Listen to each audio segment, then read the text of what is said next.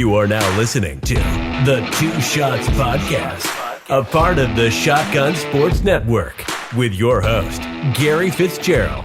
We are bringing you interviews from around the shotgun game and covering the sport from a different perspective, behind the scenes, beyond the shoot. And before you hear it at the club, you will hear it here first. If you want candid, unedited, unhinged, and truthful interviews, you are in the right place. Visit us online at twoshotspod.com and check us out on social media.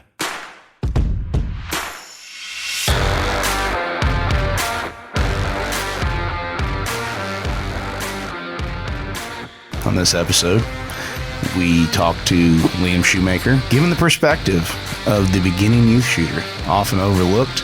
Merry Christmas from everybody here at Two Shots Podcast and Shotgun Sports Network.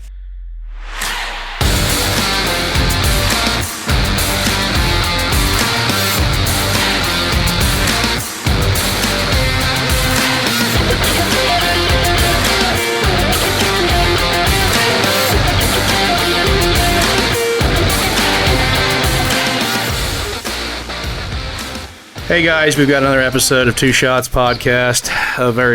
We don't get them very out as many as we used to, but we've been a little bit busy, so tough shit.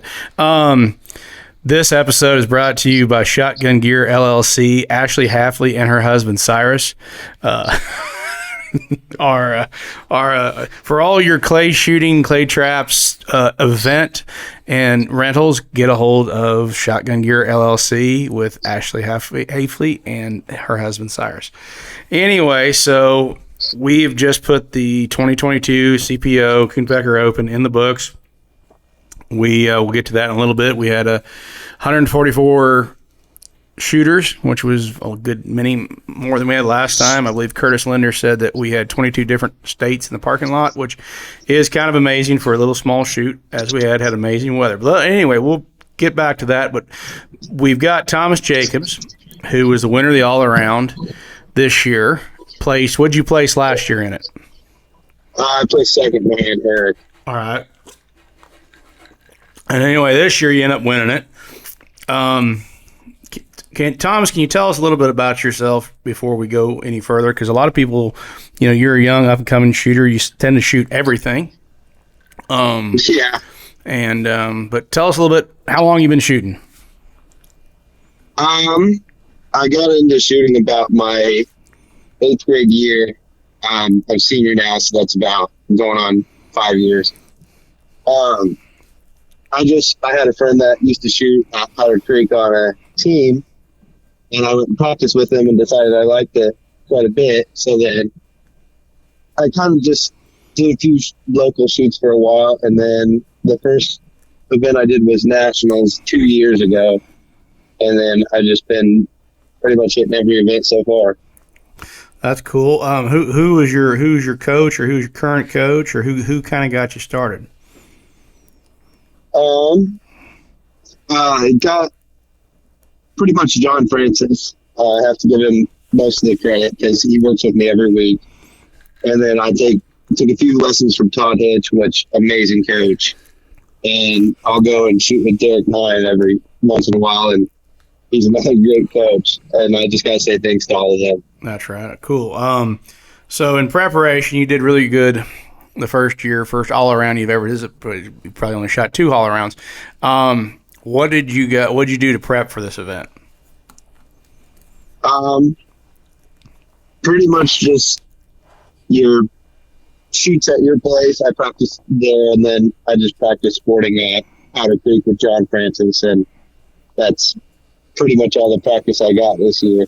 Well, for everybody who's not familiar with the FLC All Around, this year we changed the format every year. We've only done it 2 years. We've actually changed the format on all the shoot every year, but basically to give you the high points of this one, it was 30 Halise, targets that counted for 2 points apiece, 30 flyers, which counted for 3 points apiece, 50 bird wobble, first hits were scored as 2 points, second hit was scored as one point, 55 stand, 100 fee task, and 100 super sporting. Thomas, where do you think this we had 30 different competitors, finally had some bigger names besides Todd from the sporting world in there. Where do you feel this game was won, and where do you feel this game was lost? I think my high points is just I was able to catch up with Gavin and Theo off of Bunker Trap and Police, and I talked to Gavin about it, and he said he hasn't shot it in however many years, and I feel like I just kind of practicing at your place gave me the upper hand on those events, and I feel like I made a few points off of those. I think that's what a lot of people saw. They saw I think because of we were always up front about what the birds were worth going from the Halise. But I think a lot of people just took it for granted that it was going to be an easy one. What do you think, Robert? No, I heard a lot of people think it was going to be easy, but we had the OGs that came back from 3 years ago, knew what to expect. Thomas, I'm proud of you for what you've done. And the confidence you had being as young as you are was amazing to watch go against some of these guys that have done this before. Thank you. But, it was, it was interesting. Of course, we didn't pull any punches on the clay target events either, though the FTAS 5 stand and Super Sport. What was your take on Super Sport and 5 stand and everything like that at the Coon Pecker this year? I feel like it was amazing birds. I mean, it's your targets are always the best ones in my opinion. I feel like I could have shot better than I did, but not much I can do about it now. But it was a blast. Well, I think we had a few guys who were a little, I don't say put off, but maybe weren't prepared for what we threw. But the amount of, I don't say when it comes down to it, the amount of money that was on the line for the all around, this was, besides just that, it was a state championship. If you want to be the best, you got to beat the best. Woo! but that's pretty much it. It's kind of hard to, we're kind of blurring the line anymore between, is it a competition? Is it a hobby? Is it, are you there just to participate? Or are you there to win?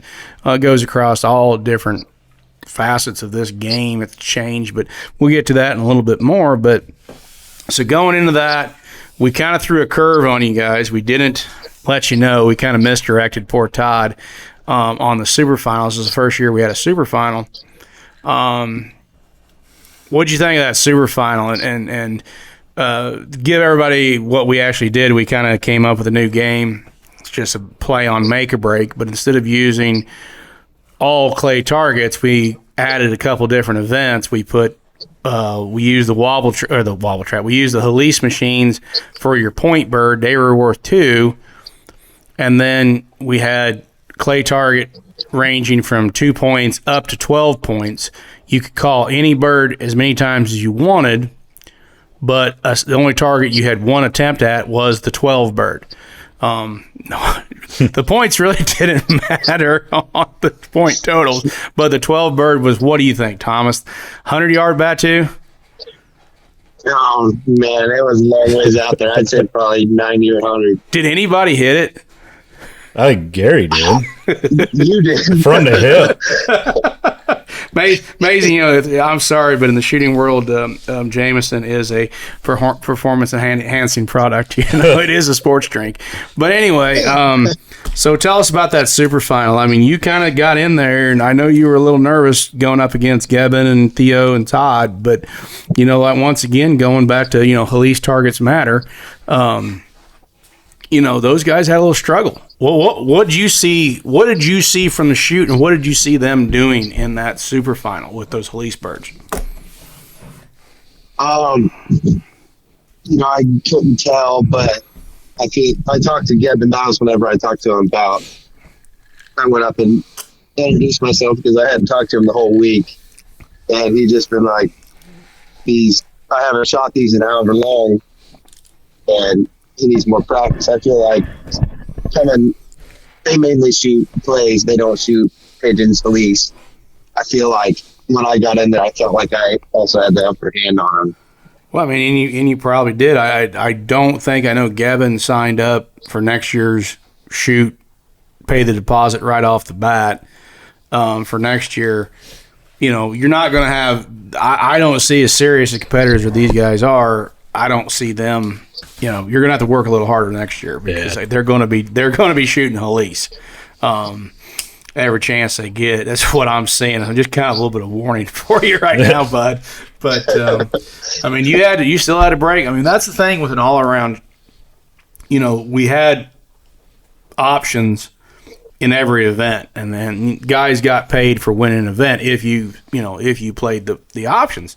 But you know, you don't have to win one event. You can shoot well across the board.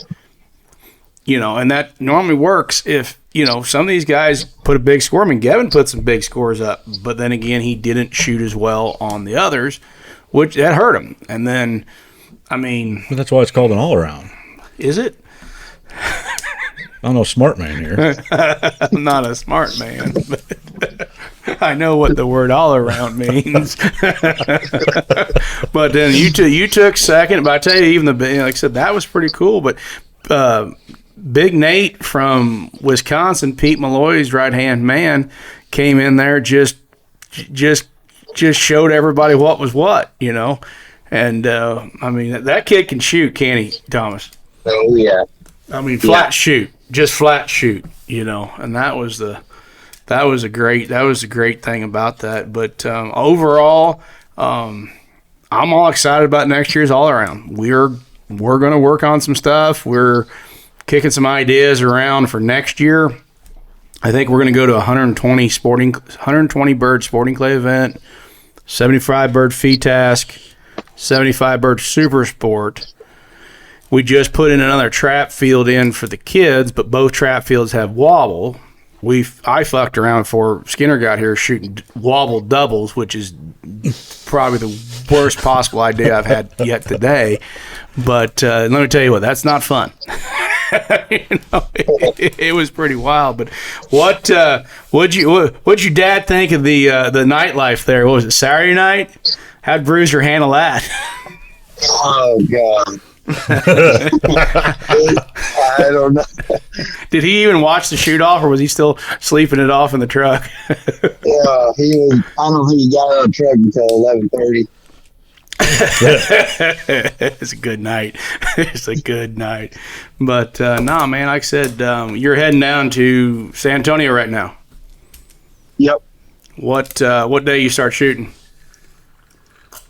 I think I start shooting, I want to say Tuesday. Well, there's one thing that you can keep in the back of your mind, no matter how you shoot this week, you won more money than the guy that wins nationals. So, you know, of course, it's a legitimate game, and we're just a fringe game. But yeah, you took home. We won't get into it on the internet, but you did. Yeah, you know. Yeah, you did pretty good. Something to say right there.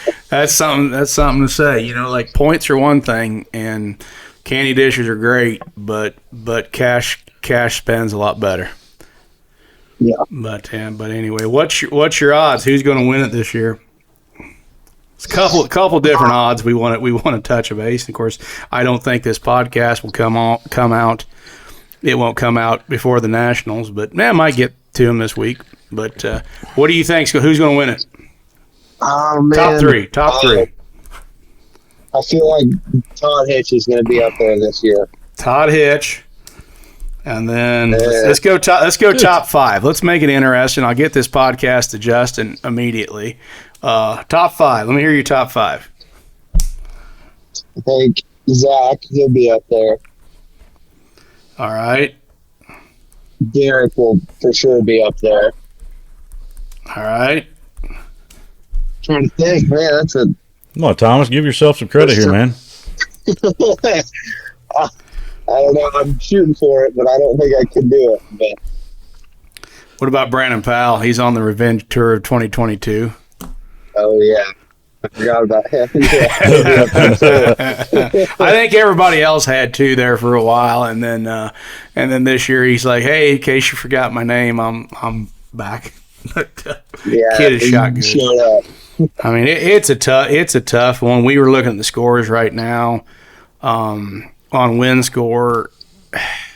Scores are all over. I mean, because it's never the serious competitors. I mean, I'm not saying these guys can't point a shotgun that are there this weekend, but the names are not the guys that always think they're up towards the top. Looks like we've got 175 straight on one of the courses. I mean, who knows? I mean, you got 1999. We probably end up with 1,800 in the main event by the time everybody drops out and stuff. There's, regardless of that, it's always the same 10 guys, 15 guys capable. That's really all there is. But yeah, it's going to be interesting to see. I'm curious to see what Derek's going to do after shooting bunker all year, because the kid hasn't shot a super lot of clay targets. I mean, or sporting, that is. I don't know, man. I mean, Finese, he didn't shoot much this year. I guess college kind of took that away from him. But there's, the kid's capable. Todd Hitch is capable. Anthony, I mean, the guy shoots good when he shows up.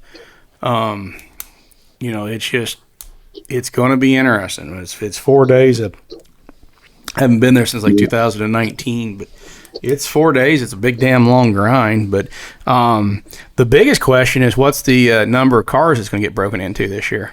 We've already had a trailer stole. I think there's 4 or 5 that's already been stolen. Some that don't even know yet. Yeah, I think TJ Clay's going to write a song, "Broken Windows and Missing Vehicles." It's the ode to the Nationals. But no, we were talking about some stuff today in our latest internet argument, and like I said, you're all about playing for money. I put a post up, and it was kind of prove a point, and some guy accused me of changing gears, and I'm a little bit more complex than that one. I put a post up the other day. It was a 2-part question. Let it marinate for one day, and came back with a real question. I said on the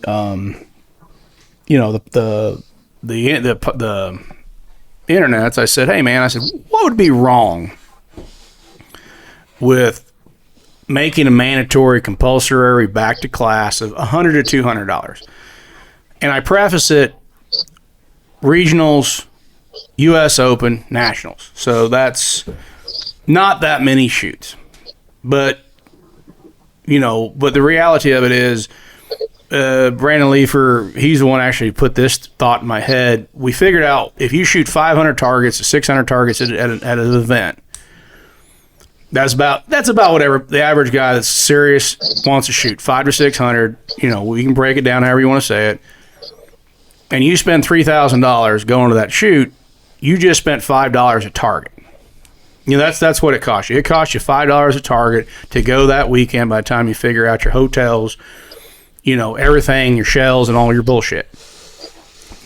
And I said, well, fuck it. If you're going to spend that much, why don't you just spend another, at $2,000, it's 5% added to the cost for you to play $100 in the main that goes back to class. Okay. Did you see that one, Thomas? I don't know if you're on clay shooting very much or not.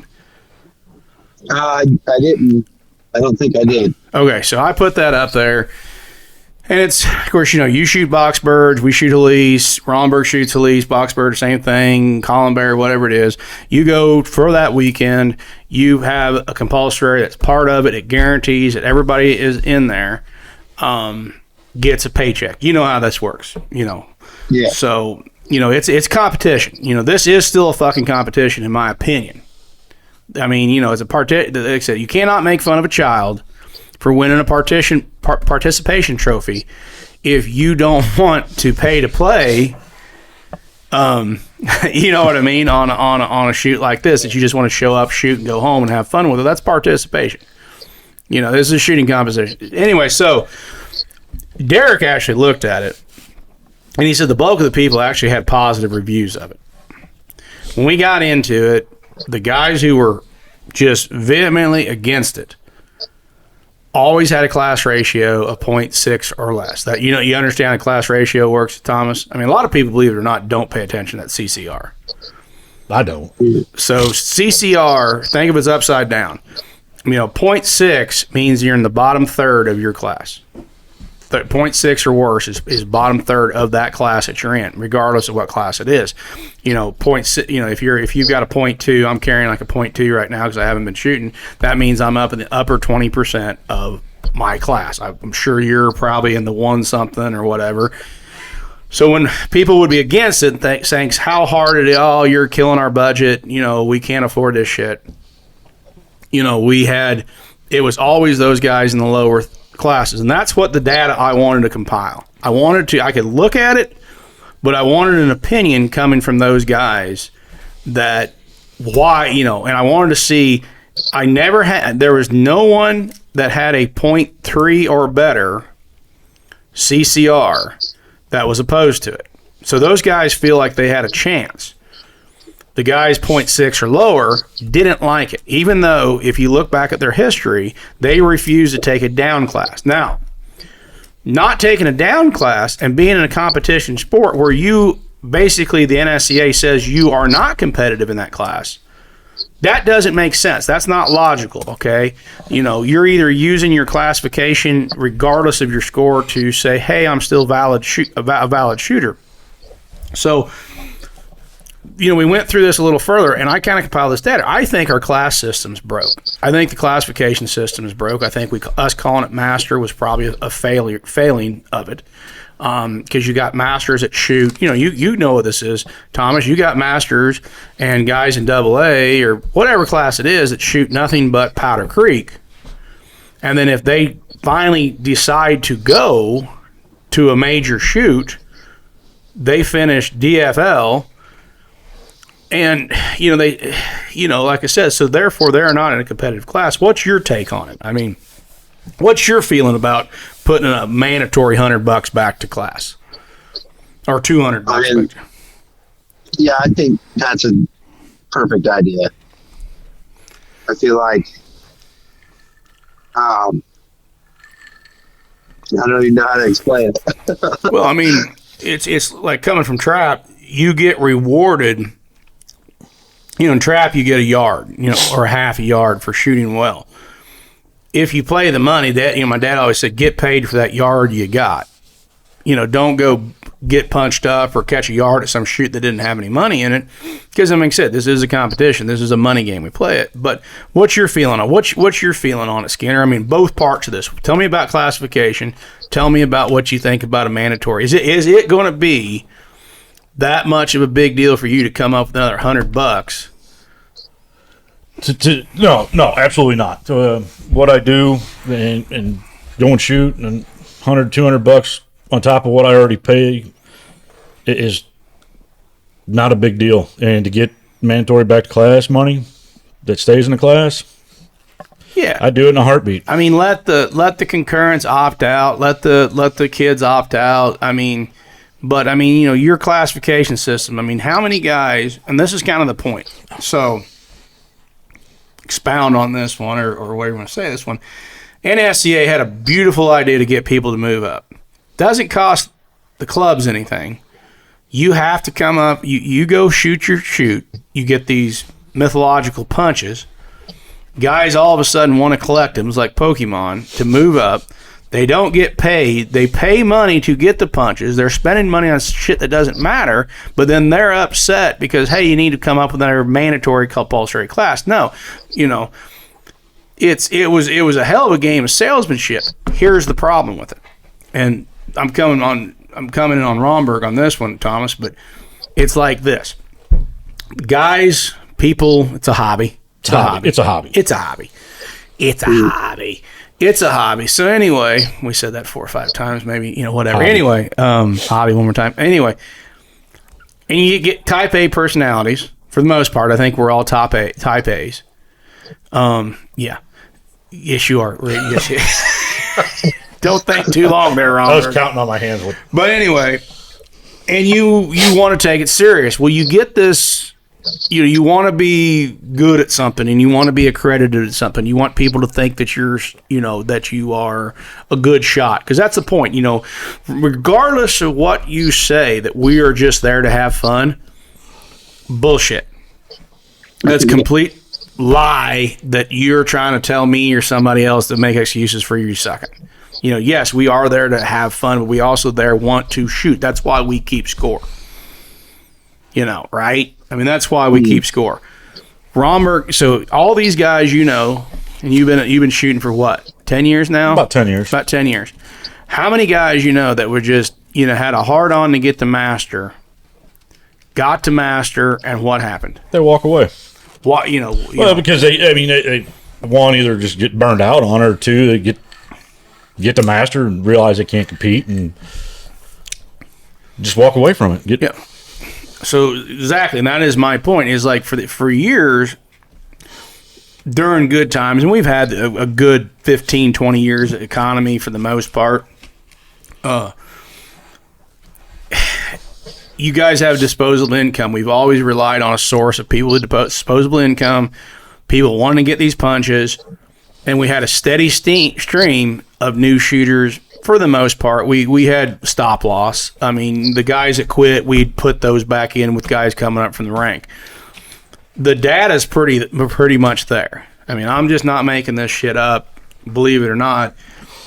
You get guys that make master in 2 or 3 years, their CCR stays at the bottom of the class, and the next thing you know, they've either stopped traveling, they've stopped shooting, or they're now shooting, just showing up targets only. That's fine.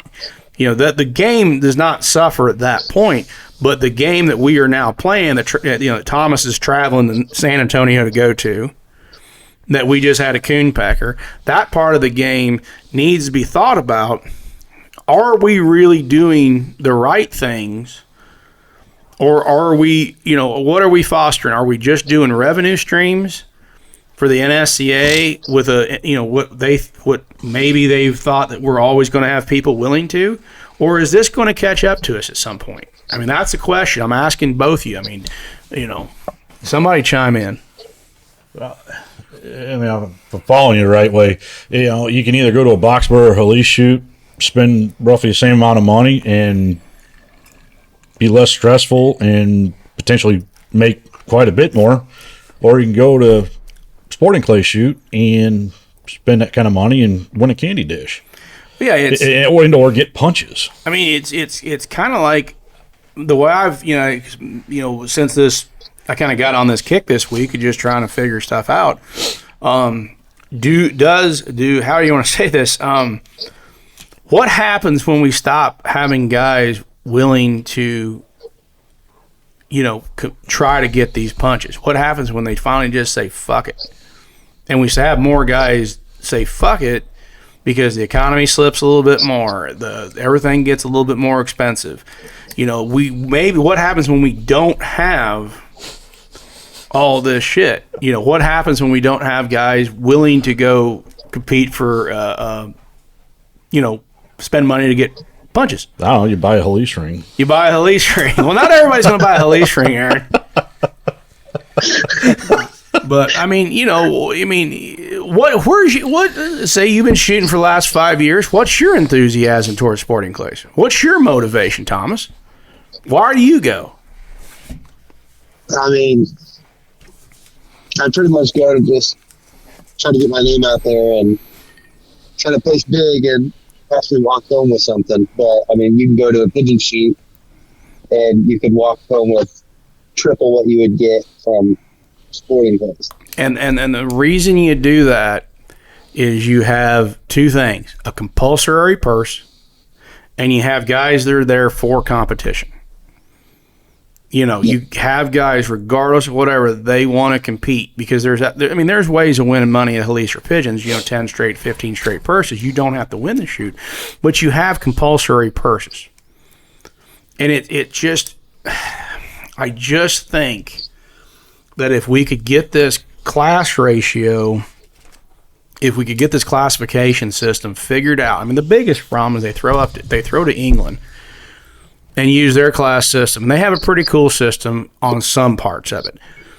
If it is just a regular shoot, you're in AA, and there are people that would put in AAA at the larger shoots. I mean, the history of this master class horseshit was very simple, Thomas, and this is before you were even born. How old are you, by the way? We never even touched about that. I'll be 18 tomorrow. All right. Happy early birthday. Good job, buddy. You made it 18 years. Congratulations. Or happy birthday, whatever normal people say. But anyway, so a long, long time ago, there was the same cry that we've got right now, that we are not competitive against these guys who are quote-unquote pros. We need to make a class to put them in there, and we need to get rid of, like I said, we need to make it, more competitive. Once again, the term competitive for guys in AA that have a regular job, or whatever you want to say. This is I'm paraphrasing what was said. Okay. So the first year they announced, I forget how many, 25 original masters. They all shot a separate squad. They all had to wear a different colored name tag or a number, and that was it. And everybody was happy. And God saw it, and it was good. And then after that, the guys who are competitive, they wanted to be in master as well. So here they come running when we need to make it where you can get punched up into master. Okay, I'm not bashing the NSCA. I'm just telling the fucking tale here. So the first couple years, they put us in the master, or that you could go to major shoots and you could get punches, and it took so many punches to get up in the master. So anyway, we started seeing more people get in master. So they raised the number of punches it took to get into master, and guys were going to sub gauge. They were doing everything they could because they wanted that validation of being called a master. Okay. But then comes the guys that can't compete in master, the low CCRs that aren't getting punches, or they ain't getting enough punches to get in there. So they start giving them a little letter that you are now down class. And on your down class, you have a thing that says you can refuse the down class. So we got guys that are refusing the down class because they don't want to not be a master anymore. Well, goddamn it, I earned the right to be there. Okay, well, whatever. But you're not losing, you're not winning because this is a competition. So now we've got this whole system screwed up. I just looked at the scores. There's guys breaking 30s, in the 30s and 40s down there at the nationals. And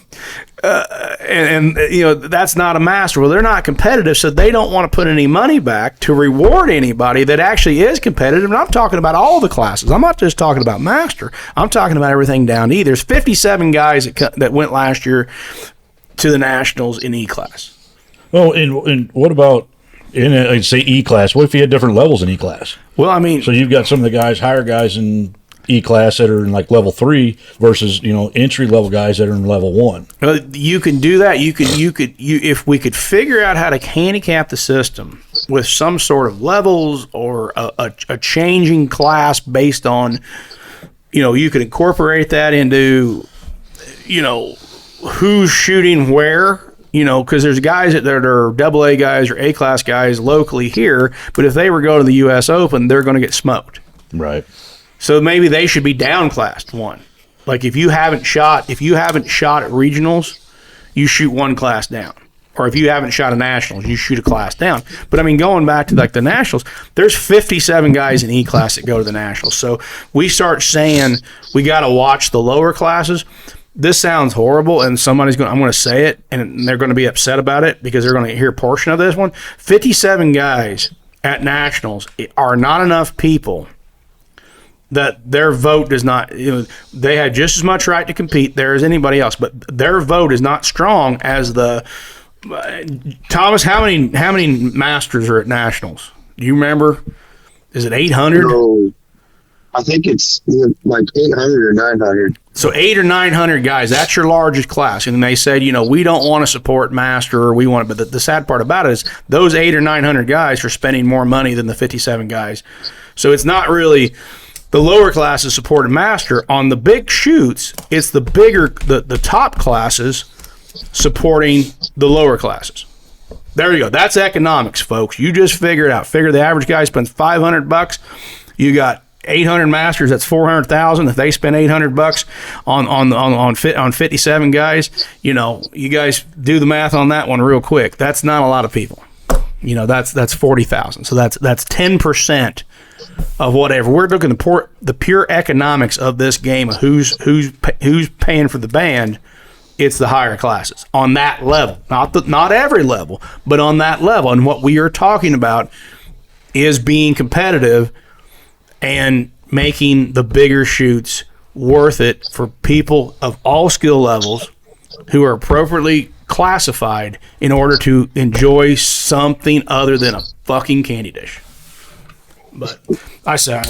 That's all I had. What do you got written down there, Skinner? No, I was just making some notes. Is that a dog with a funny tail? It's a It's a llama. Dog with a. It's an alpaca. No, it's a dog with a unicorn. Hey, Thomas, did you know the Brass Doors got an alpaca now?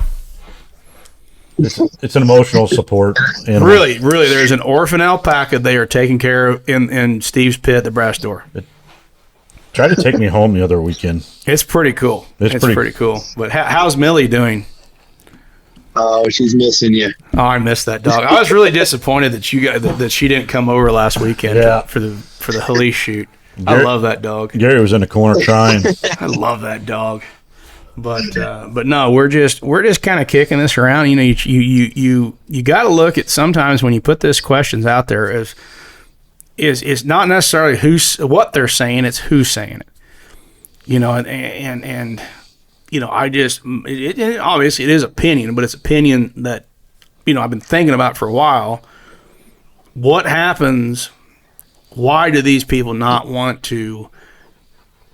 I mean, it makes no sense to me. $100, if you're going to go spend $4,000 at nationals, it makes no sense for me to give you $100 extra if there's a chance I think I might want to get that. But then again, if you're just shooting for fun, why do you come to nationals? It's not for the targets. I mean, how many nationals you shot, Thomas? Is this your second time? Thomas? Yeah, I'm back. There you go. There you go. Hey, how many times you shot nationals? This is going to be my third year. Okay. I hear this a lot of times when these guys talk and they're giving the, budget speech or whatever. They say, we want to go to nationals and shoot hard targets. What's your opinion about the targets at nationals? I think they're too soft. Well, I think it should be like, you shouldn't only miss like 6 or 8 targets. I feel like it should be, it's national. It should be hard. It's nationals. You're trying to pick the best of the best, right? Best of the best in the country, you know. I can think of a couple nationals I shot. I think it was 95, 96, 97, someplace in there. And then one like 2000 maybe. They sent out an apology letter for having the birds too hard. Oh, it's ridiculous. That was pretty, it was just like, man, but, God, this is, I don't want to piss off too many people. I like to piss off a small group at any given time, but not a whole lot of people. I'm just not enjoying the mentality. It's like, damn it, we want a winner. Why don't you want to work at it? Why if you don't care about competing, why compete? Then why do you drag the competitors who are serious about working? And in any class, there's guys in B class that have set goals that want to be in A class, that want to shoot good, or they want to go to regional and win B class. It's a fucking goal. It doesn't always have to be the top dogs, but if you got guys that want to work, why do you want to ruin their fun because you don't want to compete because you can't compete? Well, fuck it, I can't compete, so let's just make it about fun. Wham, wham, wham. It's not inaccurate. No. Fucking okay, I'll say it right now. They're the vegans of the sport. They all got peanut allergies. Now we can't have peanut brittle on Christmas at the school. Who eats peanut brittle? I eat peanut brittle. Thomas, you eat peanut brittle? No, I can't say I've ever even tried. Yeah, but you're not telling me I shouldn't have peanut brittle. Yeah. That's the thing. You're not telling me I shouldn't have peanut brittle because you don't like peanut brittle. Fucking vegans of the game right there. As you wish, Gary.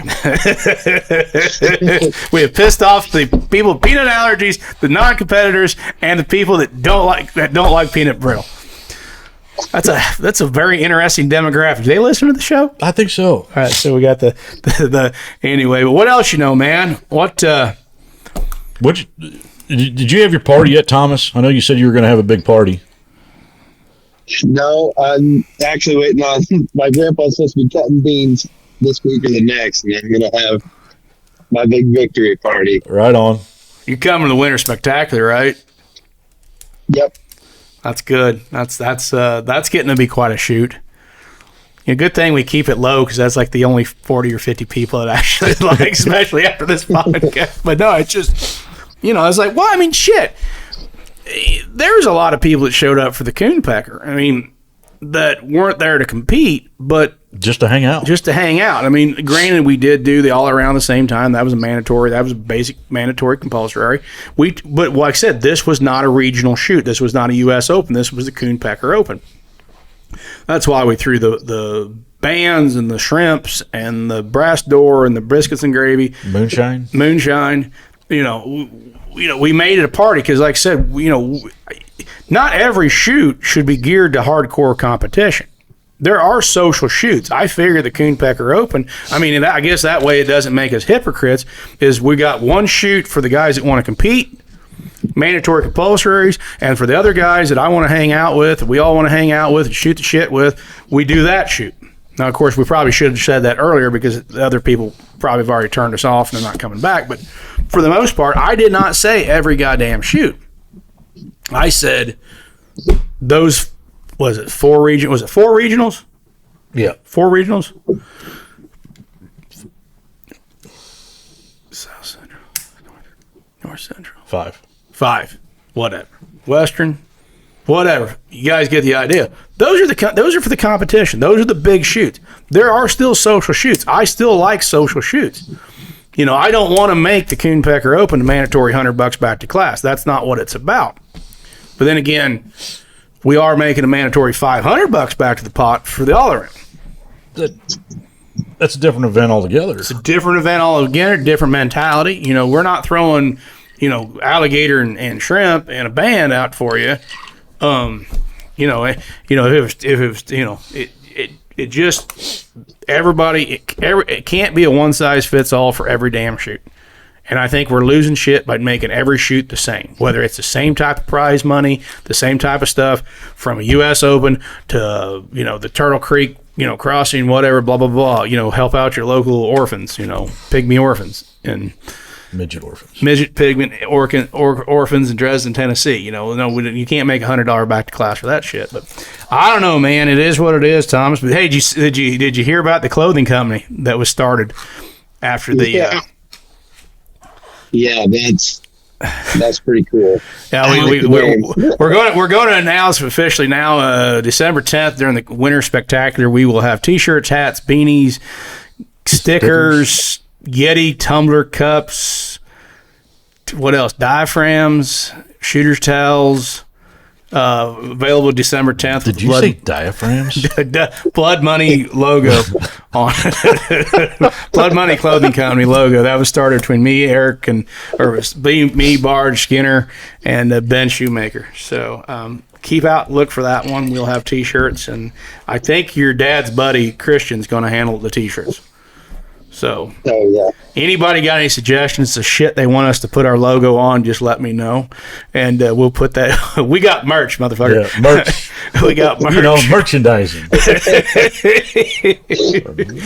anyway, hell, that's about all I know, man. We had, like I said, we're kind of wrapping up the year, and we're going to probably do some more podcasts this winter and try to get you guys in the studio. And kind of wanted everybody sitting around the table, but last weekend we were supposed to call you. We just got busy. The Colonel works is pretty damn hard. And a slave driver. He's just horrible. We have to appease Mr. Rombrick though, because he is funding this place. I'm still waiting on my cactus for the Holy String. Thomas, could you explain to them the cactus do not grow in the Midwest in the winter? Could you go ahead right now for everybody can hear this shit? I can't say they do. Well, anyway, Thomas, will you have a good time down there? Shoot well. I'll text you. I'll keep you in the loop. Keep your dad sober. So, Alrighty. all right. All right, I'll catch buddy. you later, bud. Good luck, buddy. right. Safe travels. See you, Bye. Well, anyway, what do you think, Romberg? I like it. He's a good kid. He's a good kid. Keep your eye on him. He's going to be going places for sure. You watch that kid. I mean, he's young. I tell you what threw a few people off last year is he is tall. Yes. He's big kid. You think he's older than he was. He was just, 16? Yeah. And, those kids, 16, you're up and down. You're up and down. But he got his shit together. Hard worker. Hard worker. Like I said, I want that dog, but I can't have any more dogs. But it's a No. French boxer, dude. Millie French goes bulldog. missing. I told him Millie goes missing. I don't have her. That's a good dog. But anyway, that's all I can tell you, folks. We just kind of hit a review. We had, like I said, Coon Pecker Open. Going to be the same date next year. I think everybody had fun. I think, obviously we bruised some egos with the targets, but, you did give me 2 weeks to set targets and the tweak targets and to change shit and try to, like Ruck said, he might get Tom on here again. He says it's very simple. You deceived everybody every time you could, and you had your gun, if you weren't careful, in the wrong place. Set a trap. Like Tommy says it best. You set a trap for the shooter to fall into, and when they do, their gun's in the wrong place, or they basically shot the target in the wrong place. But I mean, parkour 1 had to be close because it was inside it was in damn near my front yard. You walk out of there, 23, 22? Well, it was there. You could run it. You could run it. The rabbit was kind of goofy going down the hill, which is a good rabbit. Everything was slow, off speed. If you go look at the distance we threw it, it was inside. They were technical targets, very hittable. And people I talked to, yes, they said they were tough, or they struggled, but they weren't ready for it. Should have been there. Parkour 2 was what? It was on the pond dam. Everything was above your head. If you shot it with a rangefinder, you realize everything was 40 yards or less. But 4 of the 5 targets were up there on the pond dam above your eyes. There's no background. Right. If you looked, several of them fell on the middle of the pond dam. That one was probably the toughest. It was tough, but it was very hittable, very doable. Wish they were still set up so I go back and shoot them. I know a lot of people did. Parkour 3 was on the pond. It's pretty. You had a big move from the A target to the E target, but other than that, they were just targets. It was, I used that whole area. And then Parkour 4, you should have killed all your singles for the most part. Yes. But what I did, I got you on the pairs. Breaking it down, that's pretty much what it was. I mean, I said, I think I made that comment. I'm going to get him on the pairs here because once again, I had your gun behind a trap. It's a, hard right to left, put your gun behind the trap, and the one going left, whatever. You're making a shitty move someplace you would have never start. That was it, man. And like I said, the Super Sport, you just worked your ass all the way through it. Made you grind All the way through it. It was a good shoot. I mean, like I said, I had fun. I was glad it was over. Did we get those T-posts and coolers put out, Skinner? Yeah, about that. Poor guy. Yeah. But anyway, anything you want to add, bud? I mean, we've kind of... No, I was just saying everybody I think had a good time. Very relaxed. Just positive atmosphere all the way around. A lot of food. I can't believe we went through as much. Thanks for TJ. We got to thank him. I always thank Brass Door, but we got to thank TJ from Darcy's Pint because he really kind of bailed us out because that was a way bigger crowd. Way bigger crowd than we anticipated. And we had I don't know how many people we stuck around for the dinner. But, we'd figured on 100 people plus, and we ran out of food. I think everybody got something or got food fed. I mean, we ordered pizzas Right. for everybody. Did all we could. You could just drink your dinner that night. We had, but then again, biscuits and gravy the next morning, and that pig in the wing. Oh my goodness, that guy's got to come back. I'm going to try to get him talked in for both days next day. I don't know if anybody had that pig in the wing Sunday. Dear God, that food, everything was good. His fucking ribeye sandwich was great. I want to thank Erica Hall for bartending. I think she did okay. That Halloween bucket was pretty full of 5s, 10s, and 20s. I don't think I saw a single in it, but hey, give them free booze and then get her taken care of. Like I said, we want to thank Jackie Adcock and Outlaw Opry once again brought us another badass band, man. Everybody enjoyed it. It's a good set of music. I mean, the place looked empty because we started that bonfire and then everybody just went outside. But hell, the sound's better out there in front anyway. But anyway, guys, that's our podcast. I think we did good. I think, we hit on some stuff. I hope I didn't offend anybody. I hope hopefully people would just listen to what we were trying to say about this class system, to begin with. I mean, dear Lord, it just, we gotta get something in balance and make people feel like they're competitive. You can't just go to the graveyard lower end of the class and then they unless you just got a love for the shit, you're not going to go to these bigger shoots. No. That's where I think the level system in between the classes or within the classes is where it needs to do. They do it in the horse show world. You got to get X amount of points before you can level up. Something like that, or use that to when you go to a bigger shoot of which way you go. Right. There'd be nothing wrong. I mean, you go look at the data's there, guys. It's CCR. Anybody with a spreadsheet can figure it out. You draw a line through the bottom 30% of your class, look at their scores for the rest of the year, you realize that they are not, and then go figure out what won a class. I always do that. Like I said, we see, did we make this too hard? Did we have an overlapping, and there's, but like I said, if a guy is banging out after 300 targets shooting 200, you go figure out where he should have been winning in the top 20% of what class. That's probably where you need to be. Right. And it just, I think it kills the competition spirit of, ever since shooting's been around, it's about competition. And if you're not in there to compete and you're just there to participate, that's not, I'm thinking, we need to look at, at least go to the doctor and get your see if you've got low testosterone. Low T. But, this is, you can't give up. You can't say, well, I'm not competitive. They're and you're saying, I'm just there to participate. Well, bullshit. You either gave up or really, something. I want to get it where these guys are competitive. So, anyway, we've pissed off enough people tonight. So, anyway, thank you, Justin, for putting this in. Once again, Shotgun Gear LLC, Ashley and Cyrus, for all your clay target needs. And he's actually a shaman. Did you know that, Cyrus? Cyrus is a faith healer. Is he really? Yep, he's a faith healer. Yep, and snake handler.